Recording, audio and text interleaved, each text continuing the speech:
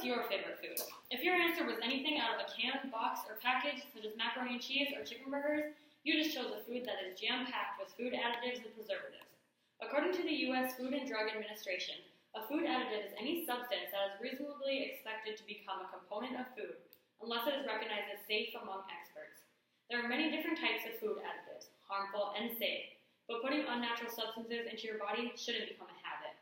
Food companies should cut back on the amount of food additives they put in their products. First issue I'm going to tell you about is cancer testing. Food processing companies use the chemicals they are adding to our food and give large doses to small numbers, usually a few hundred, of rats and mice for testing if the chemical causes cancer. In a few cases, such as the thalidomide case, the rodents weren't sensitive to the chemical, but after they put it in the food and distributed it, they found cases of cancer in humans due to the chemical. By doing this test, food processing companies think it's perfectly safe for humans, but if the chemicals being used in our food have the possibility to cause cancer within our bodies, why wouldn't the companies try to find and use more natural substances in place of the unnatural cancer-causing chemicals? Another issue that is commonly brought up is that some food additives are included in the ingredients to add nutrients to the product. This would be a great solution to nutritional deficiencies if the additives were natural and easily digested by the human body. But that is not the case. Most unnatural nutrients, such as vitamin supplements, are not actually digested by the body. Natural food additives are a good way to add nutrients, but unnatural additives are not. Most symptoms and concerns about food additives have to do with the man-made ones, such as antibiotics given to food-producing animals, antioxidants in fatty foods, artificial sweeteners, benzoic acid in fruit juices, lectin, gelatin, cornstarch, waxes, gums, many different dyes and coloring substances, monosodium glutamate, also known as MSG, nitrates in hot dogs, and sulfites in beer, wine, and packaged vegetables. Although substances may not be safe to humans, food companies are still allowed to use them in their products. The company is given a limit of only 1/100th of the amount that is considered harmful. This should not be allowed in any circumstances.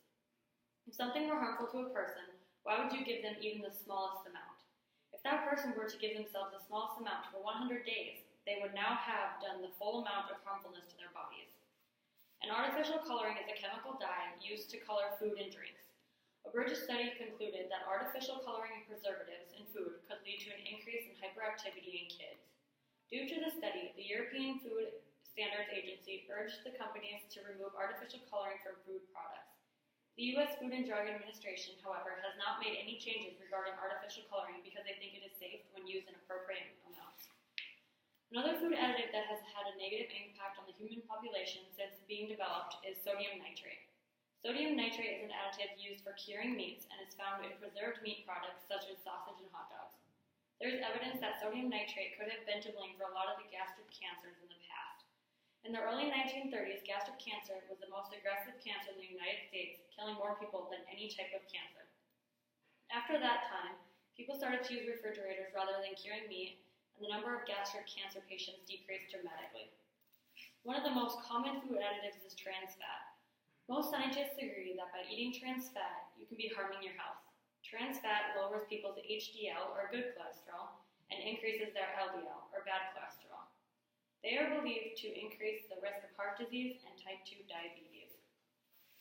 Salami, ham, sausages, and hot dogs may stay fresh looking on a store shelf for a long time, but that doesn't mean they are safe to eat.